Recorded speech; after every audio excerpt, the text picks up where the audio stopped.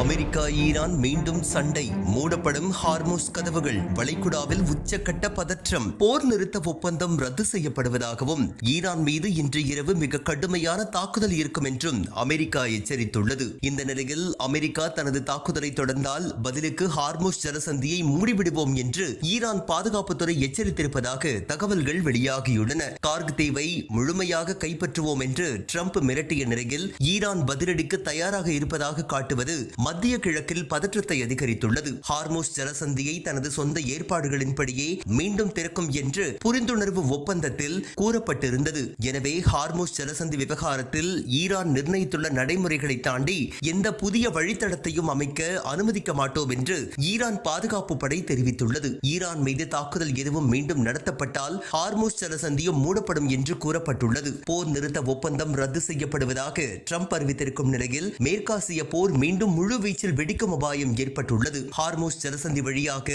உலகின் 20% எண்ணெய் விநியோகம் நடைபெறுவதால் அந்த வழித்தடம் மூடப்பட்டால் மீண்டும் சர்வதேச அளவில் எண்ணெய் விநியோகம் பாதிக்கப்படும் அபாயமும் ஏற்பட்டுள்ளது. இதற்கிடையே அமெரிக்க அதிபர் டிரம்பின் எச்சரிக்கை குறித்து ஈரான் வெளியுறவுத்துறை அமைச்சர் அப்பாஸ் அரக்சி கூறுகையில், நாங்கள் தரக்குறைவான பேச்சிற்கு அதே போன்ற வார்த்தைகளால் பதிலளிக்க மாட்டோம், அச்சம் எதுவுமின்றியும் மிகவும் துணிவாகவும் செயல்கள் மூலம் பதிலளிப்போம் என்று கூறியுள்ளார். ஈரான் அமெரிக்கா இடையிலான இந்த மோதல் மத்திய கிழக்கில் மீண்டும் உச்சக்கட்ட பதற்றத்தை ஏற்படுத்தியுள்ளது.